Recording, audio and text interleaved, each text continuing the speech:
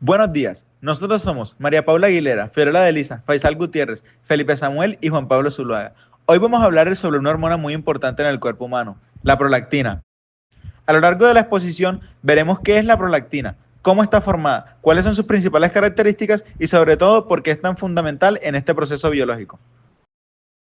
¿Qué es la prolactina? Es una hormona proteica perteneciente a la familia de las hormonas lactógenas junto con GH y HPL, caracterizada por un núcleo de lisas alfa.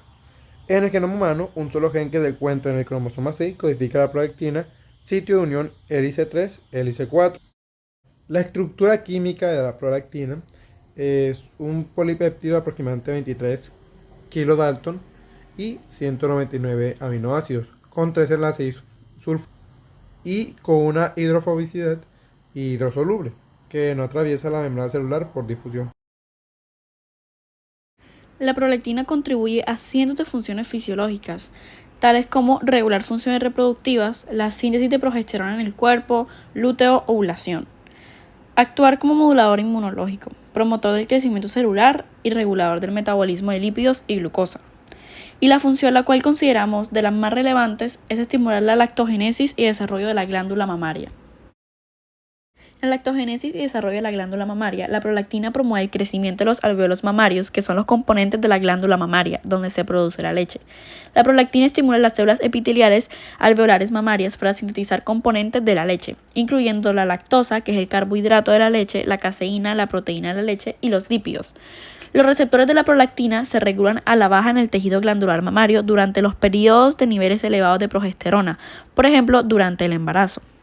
Tras el parto, el nivel sérico de progesterona desciende, lo que permite la regulación positiva de los receptores de la prolactina en células alveolares mamarias, lo que facilita la lactogénesis. Incluso después del parto, los niveles de prolactina no se mantienen elevados de forma continua, solo alcanzan picos durante los periodos de estimulación del pezón, lo que permite controlar la producción de la leche. Mientras se mantenga la succión, los niveles de prolactina se mantienen elevados. Durante los periodos en que la madre no amamanta, los niveles de prolactina descienden a un nivel basal y la producción de la leche de las glándulas mamarias disminuye. Si la madre no amamanta a su bebé, los niveles de la prolactina descienden a niveles normales después de 1 a 2 semanas. Es decir, que la prolactina se regula con su mecanismo de retroalimentación positiva. A diferencia de la mayoría de las hormonas que operan bajo retroalimentación negativa, la liberación de la prolactina estimula una mayor secreción de la prolactina. En esta parte hablamos de la glándula hipófisis, específicamente de las células lactótrofas, que son las que producen prolactina. Durante el embarazo, estas células aumentan porque el cuerpo se está preparando para formar tejido mamario y producir leche. La hipófisis se encuentra justo detrás del puente nasal en la silla turca y está conectada al hipotálamo, que es el que regula la producción de muchas hormonas, entre ellas la prolactina. Algo importante es que la hipófisis anterior, que es donde están estas células, no solo almacena, sino que produce y secreta sus hormonas, a diferencia de la hipófisis posterior, que solo actúa como conducto para las hormonas que vienen del hipotálamo. La prolactina no actúa siempre en un solo lugar, sino que tiene muchísimas funciones y por eso afecta a distintos tipos de células. Algunos ejemplos de diferentes tipos de células dianas son las células mamas, que se encargan de la producción de leche. También actúa sobre células del sistema inmune, sobre adipocitos, células páncreas, de las gonadas y hasta el endometrio. En resumen, la prolactina es una hormona con efectos muy variados en diferentes tejidos del cuerpo. El receptor de la prolactina es un receptor de membrana plasmática, de tipo citoquina clase 1 y de paso simple. Está ampliamente distribuido en muchos tejidos, como hígado, riñón, mama, ovarios y sistema inmune. El receptor de la prolactina es de tipo citoquina sin actividad tirosina quinasa intrínseca, que requiere la quinasa asociada HAC2 para señalizar. Existen diferentes isoformas, formas largas y cortas, que afectan la señalización dependiente del tejido y función. Ahora hablaremos de la señalización de la prolactina, pero antes vamos a especificar qué significa cada figura del diagrama. Primero tenemos PRLR, que significa receptor de prolactina. Después tenemos JAK2, que significa Janus quinasa 2, que es una tirosina quinasa citoplasmática unida al receptor. Después tenemos STAT, Signal Transductor and Activator of Transcription. Después tenemos FYN, que es tirosina quinasa de la familia SRS. También tenemos SHC, GRB2 y SOS, que son proteínas adaptadoras. Tenemos también RAS, RAF, MAPK, que son las cascadas de quinasas activadas en secuencia. y la MAPK entra al núcleo, que es la que regula la proliferación y diferenciación celular. Ahora sí hablaremos de la señalización en sí. Primero se necesita que los receptores se unan, se acoplen. A esto se le llama dimerización inducida por prolactina. La prolactina se une a su receptor PRLR, que es receptor de prolactina. Cada receptor tiene un dominio extracelular y un dominio intracelular. Cuando la prolactina se une, dos receptores se acercan y forman un dímero. Abajo de cada receptor está la tirosina sinasa JAK2 asociada, que aún está inactiva. Paso 2. Activación de JAK2. Al juntarse los dos receptores, también se acercan los JAK2. Esta proximidad permite que las JAK2 se fosforilen entre sí. Esto activa JAK2 como enzima. Una vez activadas, las JAK2 fosforilan residuos de tirosina en el dominio intracelular del receptor. Esas tirosinas fosforiladas sirven como sitios de acoplamiento para proteínas señalizadoras como STAT, SHC, etc. A partir de aquí se activan las vías de señalización. JAK2 STAT es síntesis de proteína de la leche y la MAP, que es proliferación y diferenciación celular. A partir de aquí hablaremos de las diferentes y principales cascadas de señalización que podemos encontrar. Primero teníamos la vía JAK2 STAT, que es la que se encuentra en la izquierda en amarillo. La STAT se une a la tirosina fosforilizada. El JAK2 fosforila a STAT. La STAT se dimeriza. Así entra al núcleo. Una vez en el núcleo, activa genes que codifican proteínas lácteas, caseína, lactoalbumina. La función y la respuesta es estimular la síntesis de leche.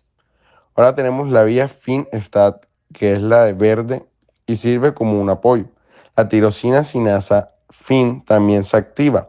Colabora fosforilando a STAT, refuerza la señal. Ahora tenemos la tercera vía, que es la que se encuentra a la derecha en azul rosa. A través de adaptadores SHC, GRB2 y SOS se activa la cascada. La proteína RAS, después la proteína RAF, después el MAP y después el MAP. El MAP entra al núcleo y activa factores de transcripción. Su función es regular el crecimiento y diferenciación de las células mamarias. Aquí hay dos puntos claves. El primero, no hay segundo mensajero clásico, como el CAMP, el IP3 o el CALF, y la señal se transmite por fosforilaciones en cascada.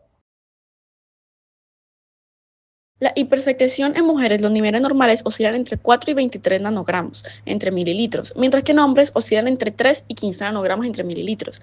Las causas de la hiperprolactina son las enfermedades hipotalámicas o de la hipófisis, las causas fisiológicas, causas fármicas, tumores, entre otras. A continuación vamos a nombrar los signos y síntomas más importantes de la hiperprolactinemia. La galactorrea es la secreción de leche por las glándulas mamarias, ocurre en el 30% de los casos. La amenorrea primaria o secundaria es la desaparición de la menstruación. Las cefaleas y alteraciones del campo visual son síntomas que aparecen por causas tumorales.